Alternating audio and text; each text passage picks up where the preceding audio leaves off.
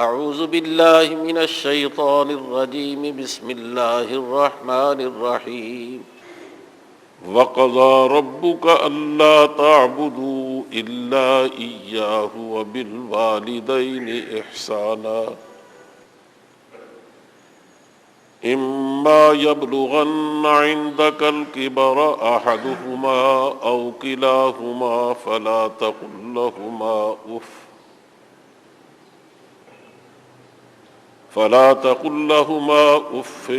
ولا تنهرهما وقل لهما قولا كريما صدق الله مولانا العظيم وصدق رسوله النبي الكريم ونحن على ذلك من الشاهدين والشاكرين والحمد لله رب العالمين۔ بزرگوں، عزیزوں اور بھائیو، آپ کو معلوم ہے کہ میں گزشتہ چند جمعوں سے حقوق کے حوالے سے کچھ باتیں عرض کر رہا ہوں۔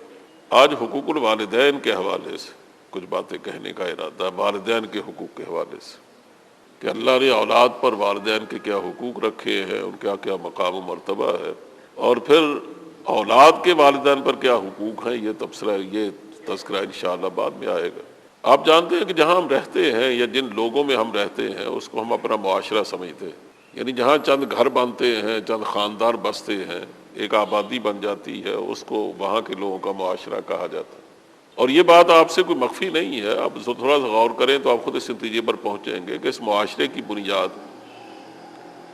حقیقت میں میاں بیوی یا کہنا چاہیے ماں باپ کے تعلق پر۔ جب میاں بیوی کو اللہ اولاد دیتا ہے تو پہلے میاں بیوی یا ماں باپ بن جاتے ہیں، اولاد بڑھتی جاتی ہے، ایک گھر بن جاتا ہے، پھر گھر کے بعد جب یہ بچے بڑے ہوتے ہیں دوسرے گھر بنتے ہیں، تیسرے چوتھے تیسرے گھر پھیلتے جاتے ہیں تو ایک خاندان بن جاتا ہے۔ جب کئی خاندان ایک جگہ مل کے رہتے ہیں تو اس کو ہم معاشرہ کہتے ہیں، اور یہی معاشرہ جب مختلف صورتیں اختیار کرتا ہے تو اس کو ریاست کہہ دیتے ہیں۔ تو اس کا مطلب یہ ہے کہ ہمارے اسلام میں خاص طور پر ریاست کی بنیاد وہ اسلامی معاشرہ نہیں بلکہ اسلامی خاندان ہے۔ اس لیے وہ بہت زیادہ زور دیتا ہے اس بات پر کہ خاندان کی بنیاد چونکہ ماں باپ ہے، اس لیے ماں باپ کے تعلق کو بہت مضبوط رہنا چاہیے، ماں باپ کے رشتے کو بڑا استحکام ملنا چاہیے۔ اس لیے نبی کریم صلی اللہ علیہ وسلم کے ارشادات کو بھی دیکھیں، قرآن کریم کی وضاحتوں کو دیکھیں تو بڑا تو احساس ہوتا ہے کہ اللہ نے اپنے حق کے بعد کسی کے حق کا اگر ذکر کیا ہے اور نہایت اہتمام کے ساتھ کیا ہے اپنے حق کے ساتھ ملا کر، تو وہ ماں باپ کا حق۔ حالانکہ ماں باپ مخلوق ہے اللہ کی، وہ خالق ہے۔ خالق اور مخلوق کا آپس میں کیا رشتہ یا کیا تقابل؟ جہاں ذکر کیا جائے گا اللہ کے حقوق کا تو اس کے قریب قریب بھی کہیں مخلوق کا حق نہیں بنتا کہ اس کا ذکر کیا جائے، لیکن اس سے آپ اندازہ کریں، اہتمام کا اندازہ ہوتا ہے کہ اللہ کے یہاں کس قدر اہمیت ہے ماں باپ کے رشتے کی، کہ پورے قرآن کریم میں آپ دیکھیں کہ جہاں اللہ نے اپنی توحید کا حکم دیا ہے، اپنی ربوبیت کا ذکر کیا ہے، اپنی عبادت کا ذکر فرمایا ہے، وہیں اس نے والدین کے حقوق کا بھی ذکر کیا۔ اس میں ظاہر ہے اس کے ساتھ کوئی اور شریک نہیں ہے، تو اللہ نے اپنے حق کا جہاں ذکر فرمایا اس کے فوراً بعد فرمایا وَبِالْوَالِدَيْنِ إِحْسَانًا، کہ جس نے اللہ تمہیں حکم دیتا ہے نا کہ اللہ کے سوا دیکھنا، کسی اور کی عبادت نہ کرنا، اسے وہ تمہیں حکم دیتا ہے کہ والدین کے ساتھ حسن سلوک کرنا۔ تو ماں باپ کے بارے میں صرف یہ نہیں فرمایا کہ تم ان کو برداشت کر لینا، اپنے پاس رکھ لینا، ان کو کھانے پینے کو دینا، بلکہ فرمایا کہ ان کے حسن سلوک کرنا۔ کہا یہ تو ہو نہیں سکتا کہ تم اگر اپنے ماں باپ کے پاس ہو تو ظاہر ایک دن آئے گا، اگر اللہ نے تمہیں زندگی دی، تمہارے ماں باپ کو زندگی دی، کہ وہ بڑھاپے کی عمر کو پہنچیں گے، تو جب تک وہ خود کماتے ہیں تو ظاہر وہ تمہیں سپورٹ کرتے ہیں، تمہیں فیڈ کرتے ہیں۔ تم جب تک اپنے پاؤں پہ کھڑے نہیں ہوئے تمہاری زندگی کی ساری ضرورتوں نے مہیا کی۔ تم جب پیدا ہوئے تو کتنے بے بس اور بے کس تھے، تمہیں وہ لوریاں دیتے رہے، کندھوں پہ اٹھا کے پھرتے رہے، ماں باپ نے کس نے تکلیفیں اٹھا کے تمہیں پالا، ماں نے بھی اور باپ نے بھی۔ بڑے ہوئے تو تمہارے سارے اخراجات تعلیم کے اور ہزاروں اخراجات جو ہوتے ہیں بچوں کے سارے ادا کیے، حتیٰ کہ آپ اس قابل ہو گئے تعلیم سے فارغ ہو کر کہ آپ اپنے پاؤں پہ کھڑے ہو جائیں۔ اب یہ ساری دنیا کا دستور ہے کہ اولاد جیسے جیسے جوان ہوتی جاتی ہے، اب والدین ویسے ویسے بوڑھے ہوتے جاتے ہیں۔ اسی یہاں جو فرمایا گیا نا کہ تم ان کے ساتھ حسن سلوک کرنا، تو حسن سلوک صرف پوچھ گچھ کا نام نہیں ہے کہ کبھی فرصت میں نہیں پوچھ رہی ابا جان آپ کا کیا حال ہے، امی آپ کا کیا حال ہے۔ اور جن لوگوں کو بڑی ذمہ داریاں زندگی میں ملی ہے، صبح گھر سے نکلے شام کو لوٹے، جاتے ہوئے سلام کہہ گئے، آ کر سلام کا تبادلہ کر لیا، پھر وہ اپنے گھر، وہ اپنے کمرے میں، وہ اپنے کمرے میں۔ یہ نہیں ہے حسن سلوک۔ یعنی سب سے پہلا مرحلہ تو یہ ہوتا ہے کہ وہ کمزور پڑ گئے، اب آپ کو ان کی نگہداشت کرنی ہے۔ نگہداشت کا یہ مطلب نہیں ہے کہ آپ صرف یہ دیکھیں کہ ان کو روٹی ملی یا نہیں ملی، کھانا ملا یا نہیں ملا، بلکہ جو اگر وہ بیمار ہیں ان کی بیماری کا علاج ٹھیک ہو رہا ہے یا نہیں ہو رہا، ان کو سنبھالا جا رہا ہے کہ نہیں جا رہا۔ بعض میں ایسا بھی ہوتا ہے کہ اٹھ کے والدین ان میں سے یا کوئی ایک اجابت سے فارغ نہیں ہو سکتے، رفع حاجت سے فارغ نہیں ہو سکتے۔ یہ ذمہ داری بیٹے کی ہے، بیٹی تو اپنے گھر چلی گئی، اب یہ بیٹے کی ذمہ داری۔ ظاہر ہے وہ اپنی ماں کے ساتھ سب کچھ سنبھالنے کا کام نہیں کر سکتا، اس کی ذمہ داری یا کسی عورت کا انتظام کرے، اور یا پھر کسی طریقے سے اپنی بیوی کو ہموار کرے، بیوی کو راضی کرے، وہ اس کی خدمت کرے، لیکن ذمہ داری بہرحال بیٹے کی ہے۔ وہ دور لد گیا کہ جب یہ کہا جاتا تھا کہ بچوں کو ناراض ہونا ان کی تربیت کے لیے لازمی ہے، جبکہ آج ہماری سوچ کی بنیاد یہ ہے کہ بچوں کے ساتھ تم ان کے دوست بن جاؤ، ان کے بچے بن کر ان کی تربیت کرو، جو وہ کہیں ویسے ویسے آپ ان کے پیچھے پیچھے چلیں، یعنی ان کی ناز برداریاں کرو، حتیٰ کہ بڑے بھی ہو جائیں تو آپ دیکھنا کبھی اصرار کے ساتھ اپنی بات نہ بنوائیں، بس دلیل کے ساتھ بات بنوائیں۔ ارے بھائی دلیل بڑی اچھی چیز ہے، لیکن دلیل کی عمر میں چلتی ہے، بچپن میں نہیں چلتی۔ بچپن میں وہ دلیل چلتی ہے نہ اپیل چلتی ہے۔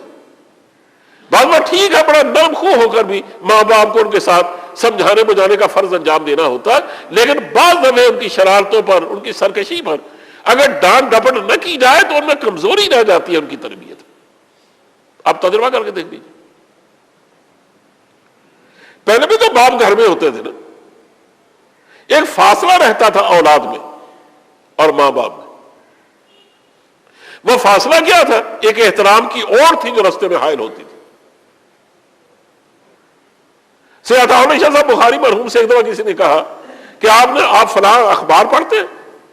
فرمانے کہ نہیں۔ انہوں نے کہا کیوں؟ کہا جب سے اس کے ایڈیٹر کو پڑھا ہے اخبار پڑھنے کی ضرورت نہیں پڑی، وہ انسانوں کو پڑھتے تھے۔ تو ظاہر زندگی ان چیزوں کا نام، انہی تجربات کا نام۔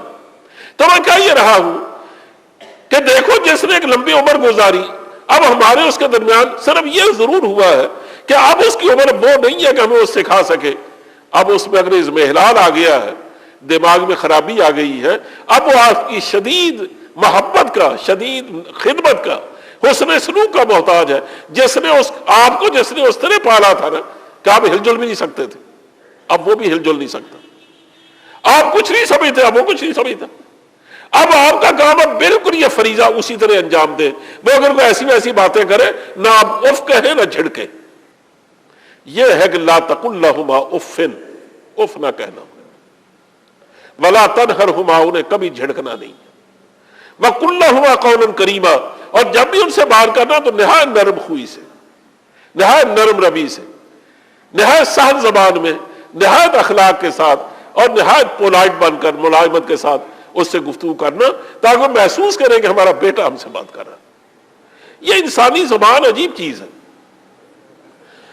یعنی بڑے سے بڑے صدمے کو یہ 1 منٹ میں تحلیل کر کے رکھ دیتی، اور بڑے سے بڑی بلکہ کریں معمولی سی معمولی بات کو یہ دل کی پھانس بنا دیتی ہے 1 منٹ میں۔ اور اگر آپ باپ کی معمولی بات پر، ماں کی معمولی بات پر بھڑکے اپنی بیوی کے کہنے پر، یا بچوں سے کبھی تقابل کرنے بیٹھ جائے، تو ظاہر ان کے اندر جو بڑھاپے کا ایک صدمہ ہے نا، وہ بہت دور نکل جائے گا۔ اور یہ کہ آپ کو ملنے کی فرصت نہ ہو کبھی۔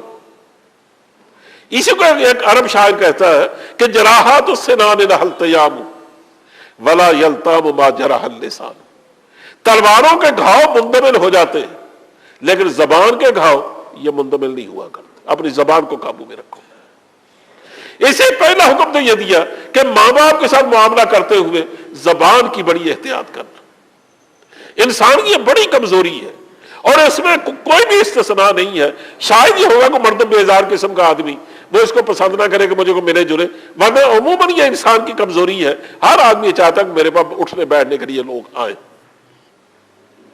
اسے صرف یہ نہیں ہے کہ آپ صبح سلام کہہ کے چلے جائیں، شام کو سلام کہا کر پوچھ لیں امی آپ کا کیا، ابا کیا، اس کے بعد اپنے بچوں کے پاس. ضروری ہے کہ آپ ان کو کمپنی دیں، ان کے پاس بیٹھیں. اسے نبی کریم صلی اللہ علیہ وسلم نے ارشاد فرمایا کہ ماں باپ کے چہرے کو خوشی سے دیکھنا اور اللہ کی رضا سے دیکھنا. یہ خوشی سے دیکھنا اگرچہ آسان نہیں ہے. ایسے جیسے آدمی بوڑھا ہوتا جاتا ویسے چوٹ موڑ ہوتا جاتا. چہرے پر جھریوں کے سوا رکھا ہی کیا ہوتا ہے، کیا خوشی سے دیکھیں آپ؟ سفید بالوں کو کون خوشی سے دیکھتا ہے؟ لیکن یہ کہا کہ ان سفید بالوں کو، ان جھریوں پر چہرے کو دیکھنا اور محبت اور پیار سے اور اللہ کی رضا کی خاطر کا اتنا بڑا اجر و ثواب رکھتا ہے یہ کہ عمرے کا ثواب اتنا نہیں ہے جتنا ایک نظر اپنے ماں باپ کو دیکھ لینے کا. یہ آخر کیوں فرمایا؟ آپ یقین اللہ کے نور فراست دیے ہوئے نور فراست سے یا نور نبوت سے یہ بات جانتے ہوں گے کہ ایک دور ایسا آئے گا انسانی فساد کا جب لوگ اپنے ماں باپ سے تنگ پڑ جائیں گے. ان کے لیے پھر نرسنگ ہوم بنائیں گے، باہر اولڈ ہوم بنائے جائیں گے اور ان کو وہاں بند کیا جائے گا جیسے مرغیاں ڈر میں بند کی جاتی. وہاں ہر چیز ان کی دیکھ بھال کی ہوگی، نرسیں بھی ان کی دیکھ بھال کریں گی، کھانے پینے کو بھی سب کچھ ہوگا. لیکن جس چیز سے اصل ان کو خوشی ملتی ہے وہ ہے اولاد کو دیکھنا، وہ نہیں ہوگا. عجیب بات کہ بجائے اس کے دونوں کے دیکھ کر ہم عبرت حاصل کرتے. ہمیں آج تک ہماری آنکھیں نہیں کھلی کہ وہ تو تباہی کی طرف جا رہے ہیں، تم کس طرف جا رہے ہیں. یہ ٹھیک موقع تھا کہ اگر اسلامی امت، مسلمان امت واقعی صحیح معنی مسلمان بن جاتی اور یہ قرآن کا نور اور حضرت صلی اللہ علیہ وسلم کی سیرت کا نور ہاتھ میں لیتی، اس شمع کو لے کر نکلتی مغربی ملکوں کی طرف، یقین جانے وہاں کے حالات ہی بدل جاتے. اگر آج یہ امت اپنا فرض انجام دینا شروع کر دے نا تو اللہ کا وعدہ ہے کہ ہم دنیا میں تمہیں غالب کریں گے. لیکن اس کے لیے، اس امت کے لیے کوئی وعدہ نہیں ہے جو بدترین اعمال کا شکار ہو، جس کے عقائد عقائدی نہ ہو، جس کا اخلاق اخلاقی نہ ہو، جو دنیا میں اسلام کی تباہی کا باعث بن گئی ہو بلکہ بدنامی کا باعث بن گئی ہو. اس کے لیے اللہ نے کوئی وعدہ نہیں کیا بلکہ یہ ضرور کہا کہ میں تمہیں ذلیل کروں گا دنیا میں. اقبال نے اسی طرح اشارہ کرتے ہوئے کہا تھا کہ بحر بازی گاہ تھا تیرے سفینوں کا کبھی. تو ایسا نہیں کہ ہم ٹیکنالوجی سے کو دور بھاگتے تھے، ہم تو اسلام سے دور بھاگے. اس نے جو ذمہ داریاں ہمیں دی ہم نے اس کو چھوڑ دیا. لیکن یہ یاد رکھو ٹیکنالوجی دنیا کی عزت و ذلت کا فیصلہ کرنے والی چیز نہیں ہے. فیصلہ کرنے والا چیز مذہب ہے اور اخلاق ہے. جب بھی بد اخلاق ہوتی ہے وہ قوم، وہ باقی نہیں رہ سکتی، چاہے اس کے پاس کتنی بھی ٹیکنالوجی کیوں نہ ہو، وہ اس کے اپنے لیے مصیبت کا باعث بن جاتی ہے. میں کہہ یہ رہا ہوں کہ ہمارے خاندان کی بنیاد ماں باپ ہے. ایسے ان کو جو حقوق دیے ہیں ماں باپ اولاد پر، انہیں پہلا حق کیا ہے کہ دیکھو ان کے ساتھ اس نے سلوک کرنا. اور اس نے سلوک کا مطلب کیا ہے کہ دیکھنا ان کے ساتھ بہتر سے بہتر رویہ اختیار کرنا. یہ بھی ایک بات عرض کر دوں، اگرچہ میں نے شاید ایک دو جملے اس کے بارے میں کہے تو ہیں. ان کی دیکھ بھال کرو، ان کو کمپنی دو، اور جو ان کی ضرورت کی چیزیں ہو صرف ضرورت کی چیزیں نہ دو، ان کو پیسے بھی دو. یہ جو ہم نے ایک ترتیب بنا رکھی ہے نا، اس کو بدلنے کی ضرورت ہے. جس طرح شریعت ماں باپ کو پہلے رکھتی ہے، آپ بھی ماں باپ کو پہلے رکھیں. لیکن جب وہ آپ کے گھر میں رہتے ہیں، آنا جانا آپ ہی کے ساتھ ہوتا ہے، آپ خوب جانتے ہیں ان کی ضرورتیں کیا، لیکن پھر بھی کچھ نہ کچھ ان کی ضرورتوں کے لیے ان کو دینا ضروری ہے. دوسری چیز جو ان کا حق کے طور پر اس آیت کریمہ میں بیان کی گئی ہے وہ ہے کہ ان کی اطاعت لازم ہے تم پر. یہ تو میں نے خدمت، حسن سلوک کے حوالے سے باتیں کہی ہیں. دوسرا ان کا حق ہے کہ ان کی اطاعت ہونی چاہیے. ہاں اگر وہ ایسی کو بات کہے جس کی شریعت اجازت نہیں دیتی پھر تو آپ ان کی اطاعت نہیں کریں گے. لیکن اگر وہ ایسی بات کہے جو شریعت اجازت دیتی ہو بلکہ شریعت کے عین مطابق ہو، آپ کو اس کی اطاعت کرنی چاہیے. اور یہ ایک موقع پر بھی حضور نے بار بار اس کا ذکر فرمایا. عام طور ماؤں کی باتیں بچے نہیں سنتے. فرمایا ان اللہ حرم علیکم حقوق الامہات، اللہ نے تم پر ماؤں کی نافرمانی حرام کر دی ہے، حرام ہے کہ ماں کی نافرمانی کرو، ان کا حکم ٹالو۔ اس سے کس نے پوچھا حضور میرے بارے میں کیا حکم ہے، میرے والدین زندہ ہے تو میں ان کے ساتھ کیا سلوک کروں؟ فرمایا وہ تیری جنت بھی ہے، تیرا جہنم بھی ہے، خدمت کرو گے جنت میں رہے گی، نہیں کرو گے جہنم میں جاؤ گے۔ کہا ہما جنتوں کا بنا روکا، وہ تیری جنت بھی ہے تیری جہنم بھی۔ حضرت ابو ہریرہ کہتا ہے حضور رغم انفو رغم انفو رغم انفو، اس آدمی کی ناک خاک آلود ہو، 3 دفعہ فرمائی وہ ذلیل ہو وہ آدمی۔ کہا میں نے پوچھا حضور آپ کس کے بارے میں فرما رہے ہیں؟ فرمایا اس آدمی کے بارے میں کہہ رہا ہوں جس کے ماں باپ بڑھاپے میں اس کو ملے اور پھر وہ خدمت کر کے جنت کا مستحق نہ بنے۔ کہا اللہ اس کو ذلیل کرے۔ اندازہ کرے کتنے شدید احکام ہے۔ بال وقت ختم ہو گیا ہے تو بال 2 باتیں میں نے صرف کہی ہیں والدین کے حوالے سے، تو اس کے بعد کی کچھ باتیں انشاءاللہ اگلی صحبت میں، اللہ اس کو قبول فرمائے۔ وآخر دعوانا الحمد